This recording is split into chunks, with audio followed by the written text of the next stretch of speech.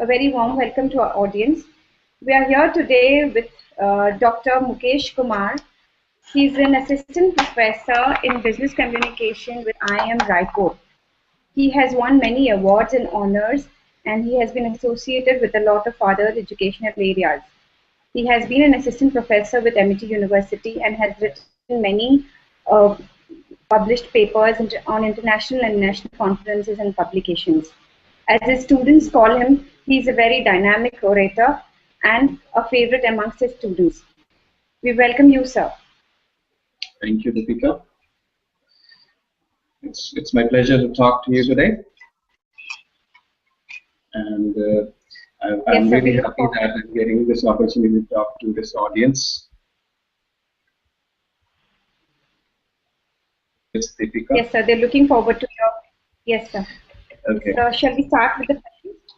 Yes, we can go ahead with the questions. The first question is, business communication is an integral part of MBA curriculum.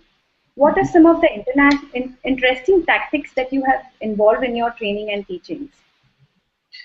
So, business communication is a subject that we do not offer at all IIMs, but there are some IIMs which emphasize a lot on business communication. Now, I would like to show the differences in which way you just differentiate this from the other subjects. What you find is that in other subjects, the objective is to make students aware of the knowledge that exists in the given subject. You talk about theories, you talk about models and frameworks. So you do a lot of discussion in the classroom. The method may be case study method for across subjects, and then there could be other methods as well, like in some subjects they will do a lot of simulation as well. However, in business communication, the objective is much more than that. We will not limit ourselves to having discussion on various issues only. We have to go a step forward. Let's not limit ourselves to discussing the knowledge that exists across humanities, the domain of psychology, sociology, and anthropology. So we will try to demonstrate how that impacts communication and ultimately business outcomes. So it goes from discussion to demonstration, and thereafter, if you again stop here, maybe some students benefit, but the objective of business communication class is that we do not limit ourselves to helping some students, but helping everyone. Everyone becomes as proficient as possible. So we will give ample opportunities to everybody in the class, and they will do a lot of role plays. They will do a lot of presentations. At IIM Raipur, we focus a lot on public speaking, so we give at least 3 opportunities throughout a year. Like through a year, we will give them at least 3 opportunities of making presentations inside the classroom. Beyond that, you'll see that there will be a lot of opportunities of public speaking. So we emphasize public speaking a lot here. So what we do here basically is discuss, demonstrate, and then drill. So these are the principles we follow for business communication classes, and drilling is where we differentiate ourselves from other subjects. Thank you, Deepika.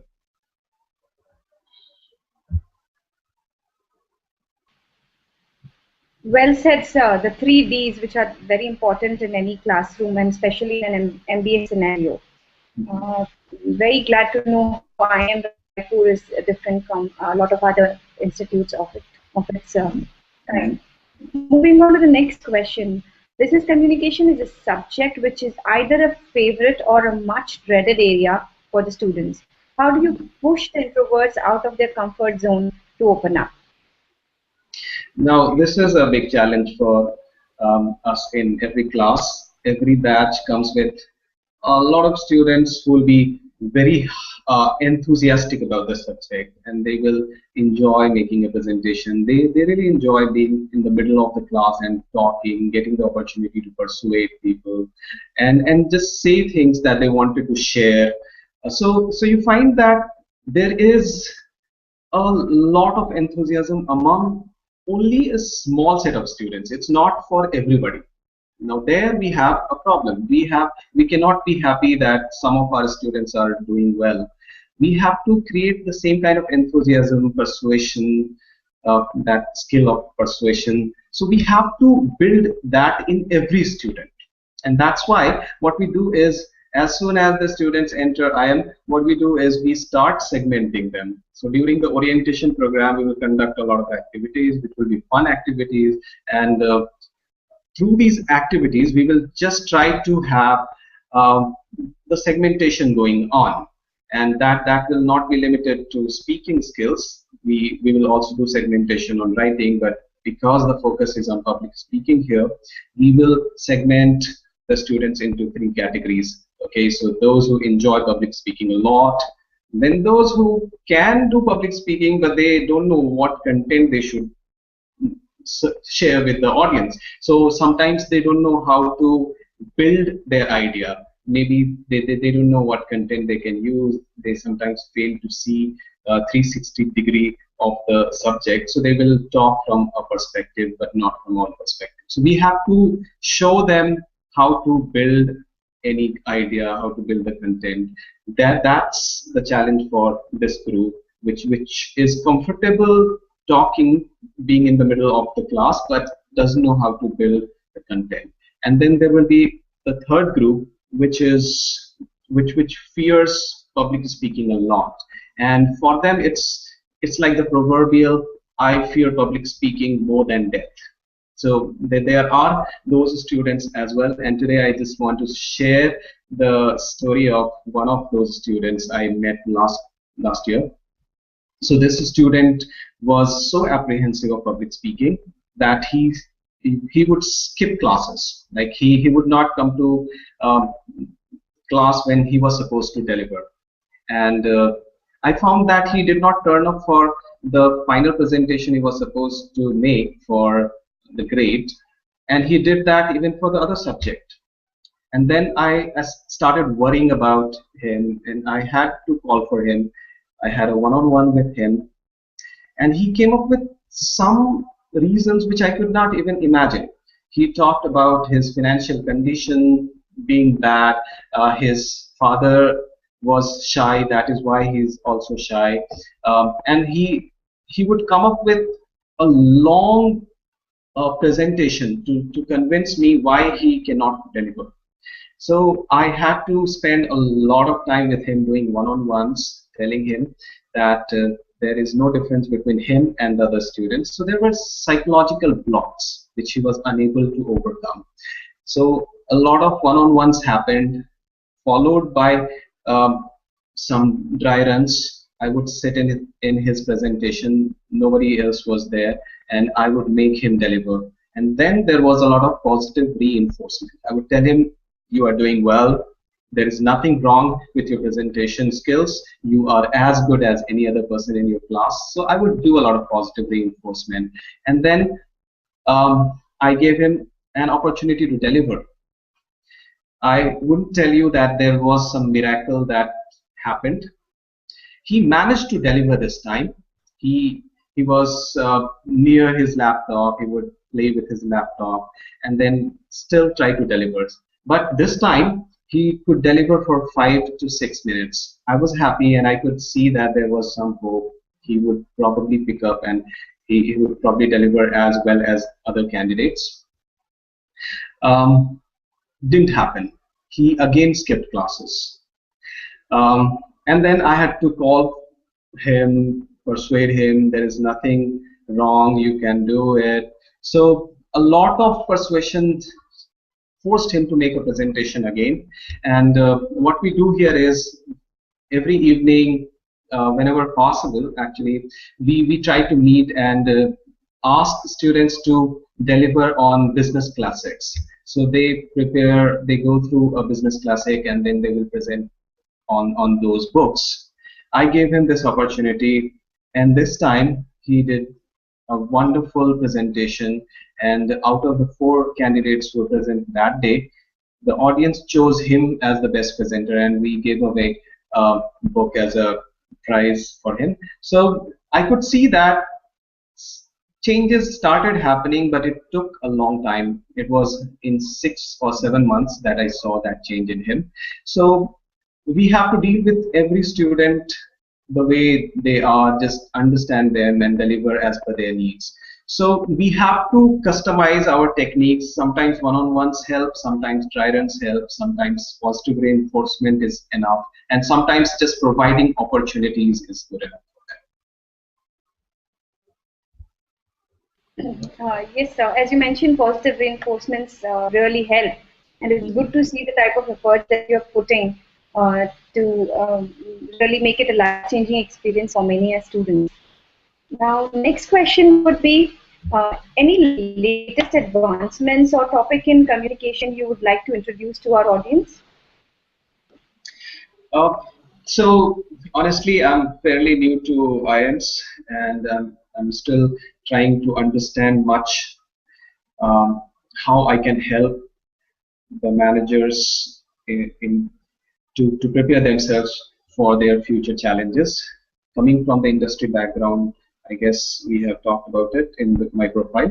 If not, I have come from the background of Google, where I would train people on policy related issues and sometimes communication issues. So I I think that the industry really does not the industry hasn't changed much in terms of the use of applications, etc. We are still using those tools that I used 5 years ago. We are still using Skype, Hangout, WhatsApp, and then Prezi. All those things were popular even 5 years ago. So we are just making sure that these students at IIM, um, don't find any difficulty using these tools. So that remains the focus for business communication classes. Apart from that, in terms of topics, what I find is the changes that have occurred in around businesses, they are also driving the change uh, in research that we are doing at business schools. So we are doing a lot of research in cross-cultural communication, how people have different listening behavior across cultures, how they have different information seeking strategies, practices across cultures. And then crisis communication is also becoming very important. We have seen that a lot of times businesses are not prepared or underprepared for contingency issues. They don't know how to handle crisis online. People are talking a lot now. People may have some issues and they will post, share images, and talk of all bad experiences they have had with businesses. So how do you handle those situations, or when something goes wrong, how do you handle situations like that? So crisis communication, cross-cultural communication, I see that a lot of people are working in that area. So I think I have to learn more what else can be done in that area, and maybe I'll be able to share more when I do another interview with you. All right, sir. Mhm. Uh, yes, I guess cross-cultural barriers to communication, that is very important to crack that, because a lot of profiles are coming up in the global area that IIMs and other leading students would not like to miss upon. Now, our next question would be, in the digital era where millennials are smartphones heavy, while the baby boomers are adapting to it. Do you see any gap in the way a communication happens within an organization? So in the organization I work, there was hardly any age gap difference. I was young, and then so were my managers. Maybe there was a difference of 5 or 10 years, and sometimes maximum 15 years. So I did not experience that gap in our communication. We were doing as well as each other. Like if I was savvy with some application or some tool, my managers were equally savvy with that. So in organizations where there is little gap or maybe not a huge gap between employees, there is not much of a difference that you will notice. But I have seen and I have observed that there are differences between employees of different ages.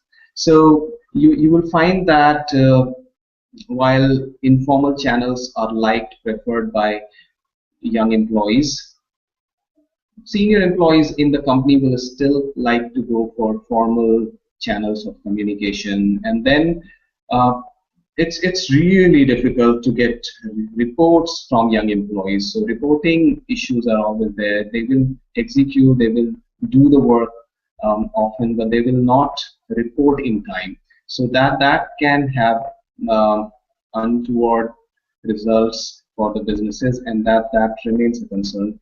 However, young employees are very savvy with applications, software, and they are very creative. So we just need to understand these differences, and we need to proactively take steps so there aren't any reporting issues as well.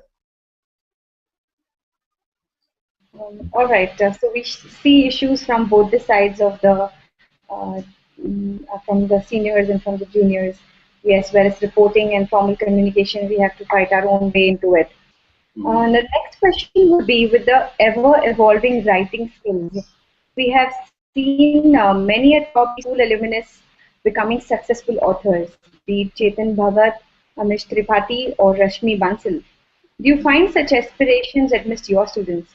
And how can it be inspired? Yeah, I really feel uh, pride in being associated with institutes which have given such names, such people to the industry. They are not doing stereotyped industry-related jobs, and that is how IIMs are different. You are not expected to follow the status quo. You are supposed to do something different. You're supposed to find new avenues. So IIMs have always encouraged differences and respected those differences. We we have found a few people who show enough interest in fiction, non-fiction writing, and I will also add to the list you have shared, Rashmi Bansal. We also have people who show interest in writing, but for now at IIM Raipur, I don't see that there will be a huge number of people interested in writing. Um, Fortunately, I have something good news to share with the audience here, that even at Amraipur, we are going to have a club that will promote literature, art, drama, and that club is being formed. There are very few members, and we are hopeful that when we have the new batch, we'll have more members to join, and then maybe we can give to this country more Chetan Bhagats and Amish and Rashmi Bansal. Right, sir, and all the best to your institute for the Arts and Literary Club. Yes, we should Thank all you. delve into those creative areas. Now, next, moving on, students do a lot of hard work while preparing for competitive entrances, be it GMAT, CAT, or ZAT. What is your advice for them in the area of business communication? Mhm. Uh, I think at the entrance level, there is not much that they are supposed to do for business communication. We have the entrance exam expects something different right now. So I don't think they should worry much about it. And honestly, I have not been directly involved with preparation for these exams, so I will not be able to give them any tips as such. But my thought is that these aspirants should give their best um, when they are appearing for these exams, and they should give their best once or twice, maybe 3 times. But beyond that, they should not keep going. They should take admission in whichever B school they can manage to get admitted to, and do their studies sincerely.